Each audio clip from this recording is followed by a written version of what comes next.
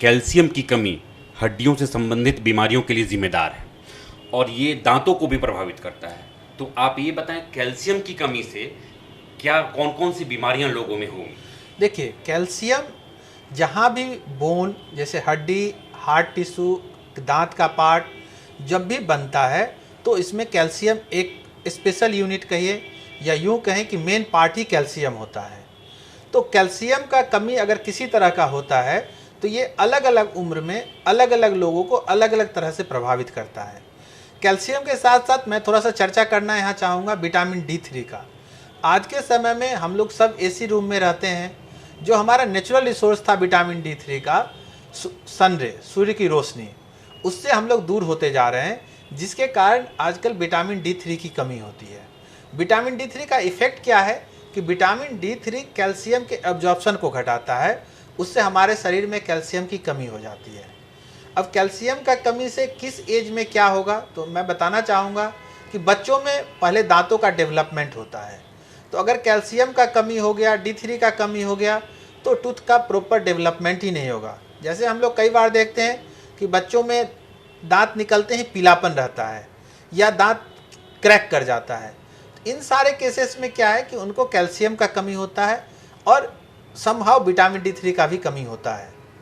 कई बार बच्चे का टूथ देखते हैं बराबर कंप्लेन रहता है हम लोग के पास कि बच्चे का दांत सही समय पर नहीं निकल पा रहा है, उसके लिए भी कैल्शियम का कमी रिस्पॉन्सिबल है। फिर हम अगर आ जाते हैं बड़े पर, तो बड़े का जहाँ तक सवाल है एडल्ट एज में, तो वहाँ पर भी कैल्शियम की कमी हो जाती है, तो उससे हमारा टूथ जल्दी डैमेज होने लगता है, उसमें फ्रैक्चर का टेंडेंसी, कैरिज का टेंडेंसी बढ़ जाता है। डॉक्टर साहब ये बताएं, जो आपने बताया कैल्शियम और D3, तो ये नेचुरल सोर्स से लेना ज़्यादा उपयुक्त होगा या अभी सप्लीमेंट आ रहा है, कैल्शियम सप्लीमेंट, D3 सप्लीमेंट, तो उचित सोर्सेज क्या होंगे लोगों के लिए? देखिए, हमेशा उचित सोर्स तो नेचुरल रिसोर्सेज ही होता है, लेकिन अगर हम लोग नेचुरल रिसोर्सेज को नहीं पकड़ पाते हैं, वो हमें फ़ायदा नहीं देता है, तो सप्लीमेंट का भी यूज किया जा सकता है। लेकिन ध्यान देने की बात है कि कभी भी सप्लीमेंट का यूज करें तो कोई डॉक्टर के परामर्श से करें और टाइम टू टाइम जांच भी कराएं, क्योंकि अगर कैल्शियम की अधिकता होगी तो उससे भी अन्य तरह की बीमारियां हो सकती है। सो हमें हमेशा कोशिश करना है नेचुरल रिसोर्स का, लेकिन नेचुरल के साथ साथ अगर ज़रूरत हो तो जो भी सिंथेटिक मटेरियल है उसका भी इस्तेमाल कीजिए और उसका समय समय पर जाँच भी कराइए।